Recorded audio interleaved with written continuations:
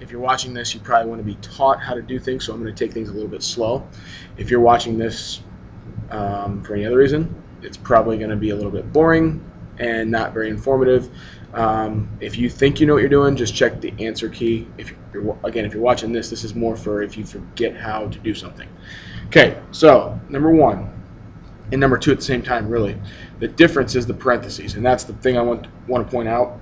In number one, we're taking negative 9 times negative 9, and negative times negative is positive 81.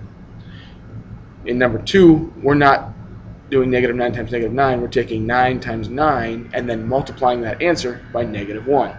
So that's like negative 1 times 9 squared. Well, 9 squared is 81 times negative 1 is negative 81. Okay, so the parentheses do matter. All right, number three, two friends are renting an apartment. They pay the landlord the first month's rent. The landlord also requires them to pay an additional half of a month's rent for a security deposit. The total amount they pay the landlord when they move in is $1,725. What is the monthly rent? Well, that's what I'm looking for. That's what I'm going to make my variable. M is my monthly rent. It puts things in perspective a little bit here. So they pay the monthly rent, right? They have to pay that, so that would be M. So they pay M, but they also have to pay an additional, so there's adding, half of a month's rent. How do you write half a month? 1/2 M, and that equals what they paid, $1,725. Well, 1M plus 1/2 M is 1.5 M, or 3/2 M. Right, that's 1.5. If you want another way of writing that would be 1.5 M. That's also fine. Equals 1725. Equals 1725. You do not have to do both of these. I'm just showing you both ways with the decimal and with the fraction. If I have a fraction, I'm going to multiply by 2 and then divide by 3. I'm just going to do this one a little quicker. Divide by 1.5. And I get $1,150. And that's the month's rent. Okay. Numbers 4 and 5. Determine whether each equation is an identity or whether it has no solution. An identity means every number will work for x, and no solution means no number will work for x. So I'm going to work these out, show you what happens.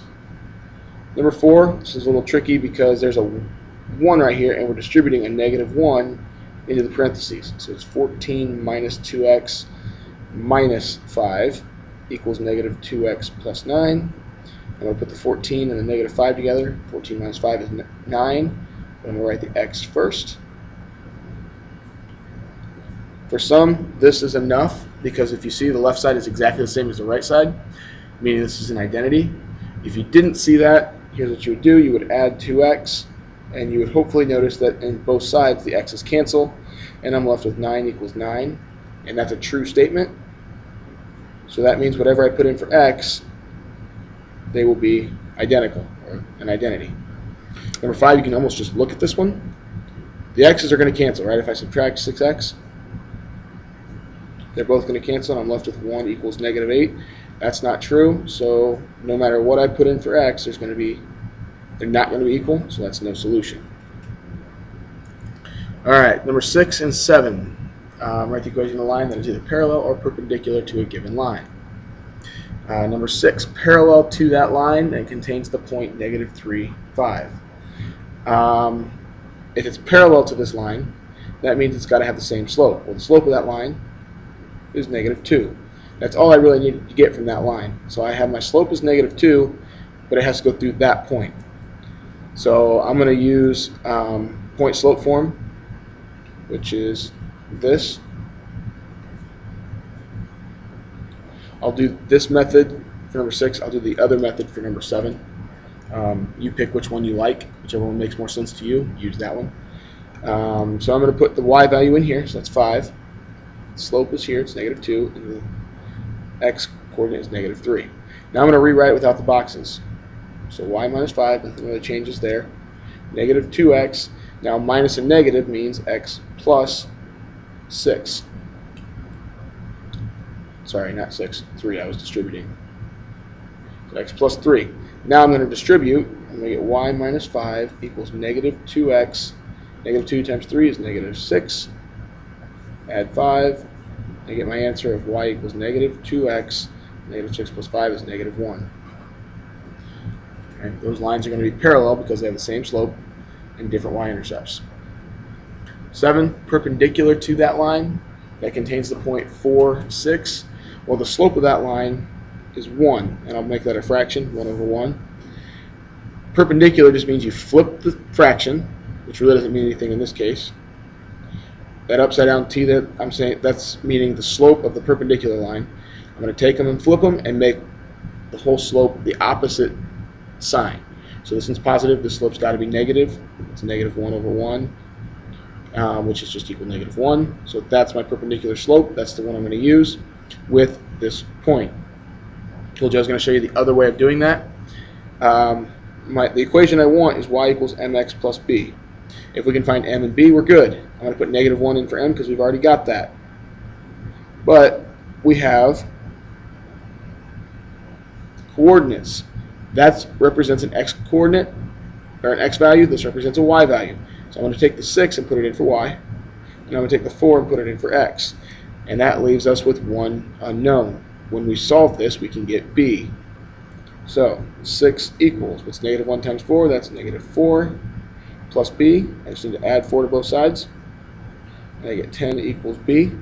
So I got my slope and my y-intercept. I'm just going to rewrite the equation. Y equals negative 1x, or negative x, plus 10. Okay. 8 and 9, solve the inequality. I need to subtract 1. 1 is positive, not negative. Then I have negative x is greater than 9. Divide by negative 1. As soon as I divide by negative, I got to flip the sign. 9 divided by negative 1 is negative 9. Number 9, subtract 3. If negative x is less than negative 2 minus 3 is negative 5. Divide by negative 1. Get x is greater than, because again, divided by negative. Negative 5 divided by negative 1 is 5. Here we go. Last two for this video, and then I'm going to stop the video. Solve the inequality and then graph your solution. X divided by 4, well, how do you get your division? You multiply. Multiply by 4, you get x is greater than or equal to negative 4. Sign did not flip because I multiplied by a positive number. I'm going to graph that. Here's 0. Negative 4 is over here. It's a closed circle because negative 4 is a solution. We need to include it, so it's shaded in. And it's greater. All the numbers greater than negative 4 are over here. Same thing for number 11. Multiply by 6. You get x is less than 6. Let's try that again. Here's 0. 6 is on the right side this time. It's an open circle because 6 is not a solution, so I don't want to include it. All the numbers less than 6 are this way. Okay, so that's the end of the first page. If you have questions on the second page, watch that video.